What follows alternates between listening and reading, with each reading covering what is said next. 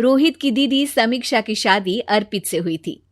रोहित 20 साल का था, जो कि अपना पूरा दिन मोबाइल पर ही निकालता था। कभी पबजी खेलता तो कभी यूट्यूब चलाता। एक दिन अर्पित और समीक्षा के मम्मी पापा से मिलने आते हैं और देखते हैं कि रोहित मोबाइल से हटने को तैयार ही नहीं है। अरे रोहित, तुम्हारी तो आईआईटी की परीक्षा है ना? तुम तैयारी नहीं कर रहे हो परीक्षा की? वो सब तो मोबाइल पर ही हो जाएगा। ये देखिए, ये है गूगल। इससे जो भी पूछो वो सब बता देता है। तो आखिर कागज क्यों बर्बाद करूं? अरे पर तुम इन प्रश्नों की तैयारी बिना लिखोगे कैसे? उसमें क्या है, ये देखिए नोटपैड, बिल्कुल कॉपी जैसा है, इसी पर कर लूंगा। हम जब तुम्हारी उम्र के थे तब हम दोस्त मिलकर प्रश्न हल किया करते थे। उससे हमारी हैंडराइटिंग की भी प्रैक्टिस हो जाती थी और समय का भी अंदाजा लग जाता था। और फिर साथ में हम एक दूसरे की मदद भी कर देते थे अगर कोई अटक जाए तो। आपका जमाना अलग था जीजा जी, अभी जमाना फास्ट और स्मार्ट हो गया है। जमाना क्या, अब तो फोन भी स्मार्ट हो गया है। समय के साथ बदलना पड़ता है जीजा जी। अब बस भी कीजिए, आप हर चीज को लेक्चर में बदल देते हैं। रोहित अच्छा कर लेता है परीक्षा में। इतने में अर्पित के सास ससुर जी आ जाते हैं हॉल में और अर्पित इस बारे में बात नहीं करता। हालांकि अर्पित को लगता तो है कि पूरी तरह मोबाइल पर लगे रहना सही नहीं है, पर वो इस बात को और नहीं छेड़ता। ऐसे ही 2 दिन निकल जाते हैं। समीक्षा, मुझे काम से फोन आया था, मुझे वापस काम पर लौटना पड़ेगा। पर हमें आए हुए तो 2 ही दिन हुए हैं, अभी चले गए तो माँ और पापा को अच्छा नहीं लगेगा ना। अच्छा ठीक है, तुम रुक जाओ, मैं काम खत्म करके फिर लौट आऊंगा। एक काम कीजिए ना, परसों रोहित भी परीक्षा के लिए निकलेगा, आप उसी के साथ निकल जाना। दोनों वैसे भी बात नहीं करते, साथ में जाएंगे तो हो सकता है आप लोग आपस में बातचीत भी करने लग जाओ। ठीक है, मैं काम को 2 दिन टाल सकता हूँ। उसी रात जब सब खाना खाने बैठे थे तो अर्पित अपने जाने की खबर बाकी लोगों को बताता है। मुझे काम के लिए वापस जाना होगा।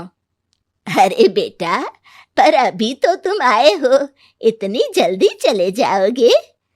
नहीं माँ जी, समीक्षा यहीं रहेगी और मैं जल्दी काम खत्म करके वापस आ जाऊंगा। ठीक है, काम भी जरूरी है। वैसे कब निकलोगे बेटा? 2 दिन में। मैंने सुना है कि उस दिन रोहित को भी परीक्षा के लिए जाना है, तो कल मैं दोनों की टिकट करा लेता हूँ बुक। मेरी टिकट रहने दीजिए जीजा जी, मैं तो फोन से ही करवा लूंगा। हाँ, पर कोई दिक्कत हो गई तो? अरे कोई दिक्कत नहीं होती जीजा जी, फोन सब कर सकता है। हमारे फोन के रिचार्ज से लेकर टीवी का रिचार्ज सब रोहित यही फोन से बैठे बैठे कर देता है। अब ये नई चीज तो हमारे समझ के परे है, पर अच्छा है कि रोहित जानता है। हमारी मेहनत इतनी कम हो गई भाई। हाँ, पर अगर टिकट नहीं मिली तो? अर्पित की बात पूरी होने से पहले ही बिजली चली जाती है।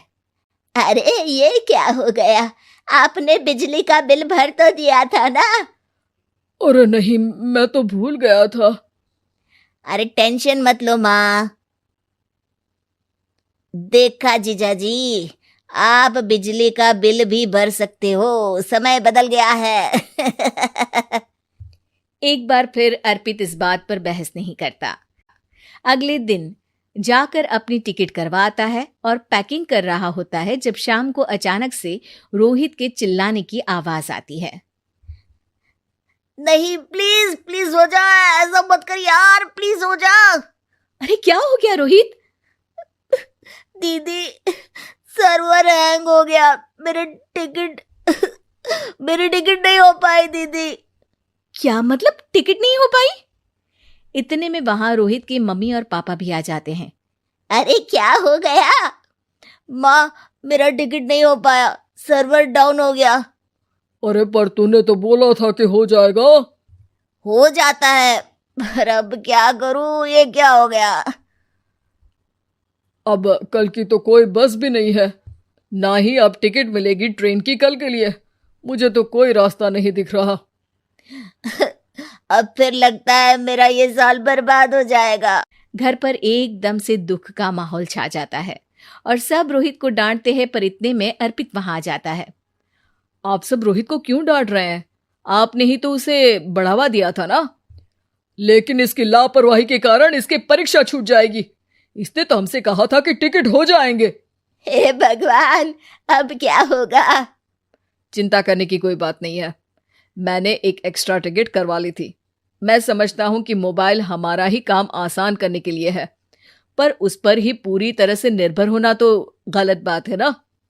रोहित टिकट को देखकर बहुत खुश हो जाता है और जोर से जाकर अपने जीजाजी के गले लग जाता है। सॉरी जीजाजी, मुझे आपकी बात ध्यान से सुननी चाहिए थी, पर थैंक यू सो मच। हाँ बेटा, तुमने तो इसका भविष्य बचा लिया। शिक्षा, दूसरों से मदद मांगना गलत नहीं, पर दूसरों पर निर्भर हो जाना गलत है।